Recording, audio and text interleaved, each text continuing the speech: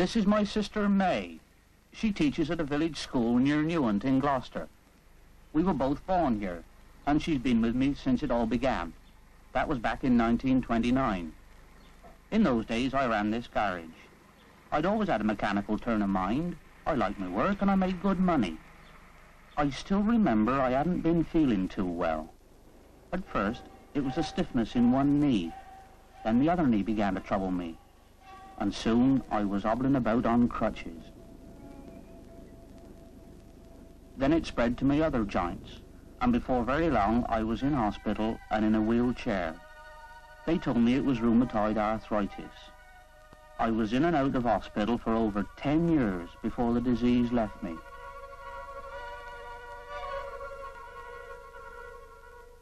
But by that time, I'd become a physical wreck. All my joints, right up from my ankles, were lock solid. I couldn't move my knees, my hips, or my shoulders, and even my elbows and wrists were frozen. My hands were practically useless, and nodding my head was about all I could do. I was useless and helpless. But now that the infection had burned itself out, the doctors could start trying to get movement back into my joints. And during the years that followed, I received different types of treatment, various forms of physiotherapy, injections, and so on.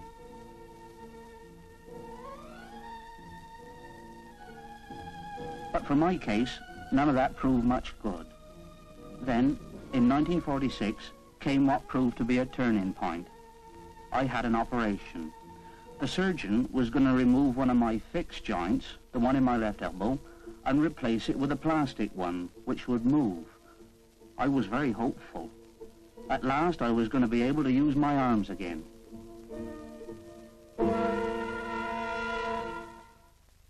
Several weeks later, I heard the result. I'll never forget that morning. The surgeon was kind, but I knew then that the operation had been a failure and that I would never be able to move again.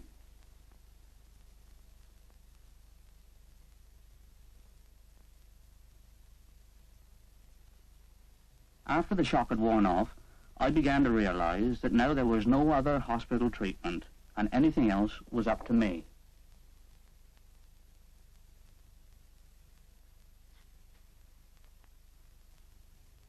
As I couldn't stay in hospital much longer and would soon have to go home, my first problem would be to get in and out of bed without the help of the male nurse. My sister would never be able to manage it by herself. I'd be confined to bed for the rest of my life.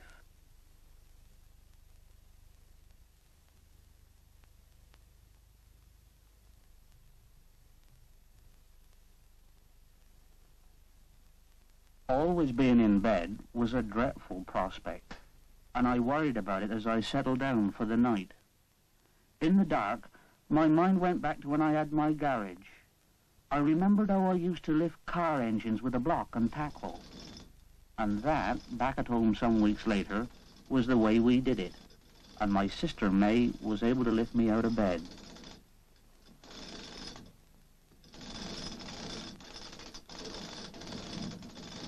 With this, I'd overcome my first hurdle, so to speak. I used to feel like a sack of potatoes, but anyway, now I could get out of bed and into my wheelchair.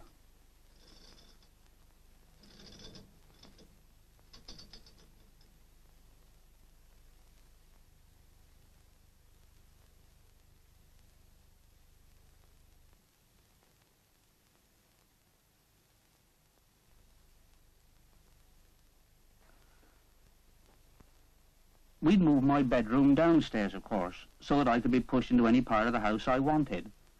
In the early morning, I usually sit in the kitchen, because it's warm. And if you can't move, you feel the cold, you know.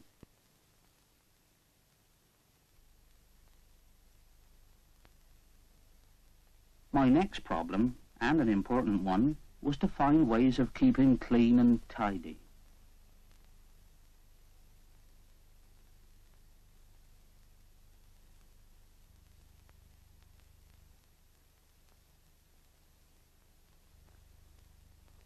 I don't think I'll ever enjoy being washed by somebody else, but I soon got down to doing some things myself.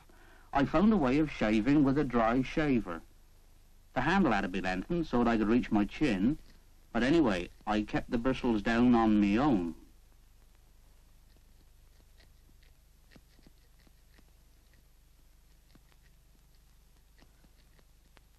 I had plenty of time to think, and another early triumph was a gadget for combing my hair.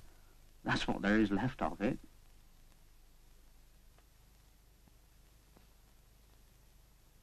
For someone who can't even walk, it's odd that my most useful gadget is a bicycle spoke. Although I can't move, I itch just like anybody else, and I can get at nearly all my itches with this scratcher.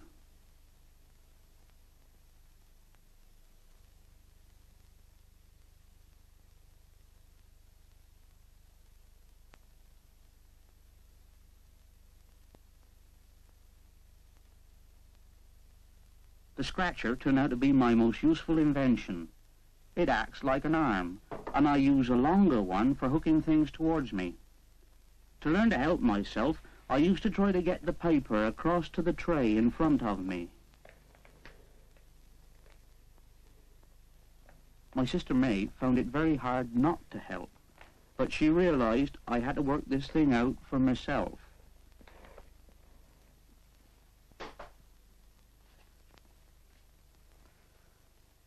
It was almost as hard for her as it was for me. As time went on, I got better at it, and finally managed it every time.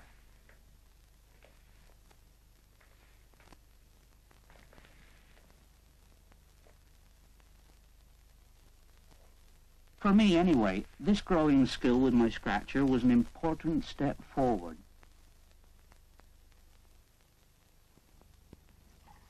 Breakfast time had its problems too.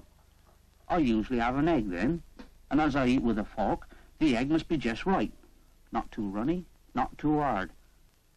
I think I must be the best egg timer in the district. While the egg's cooking, I usually have a look at the paper.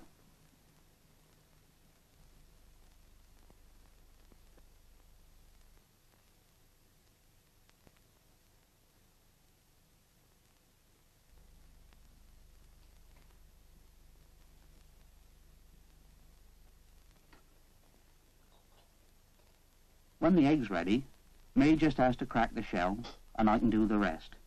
Here again, my scratcher does the job.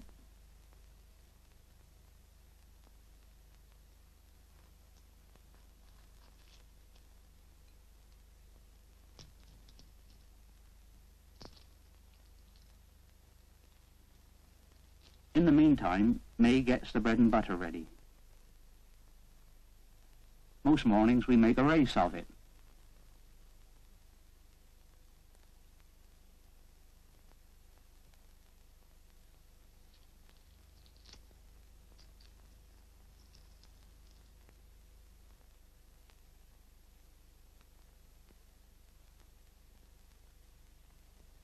Sometimes I beat her by a short head, that's when I hurry, and sometimes she beats me.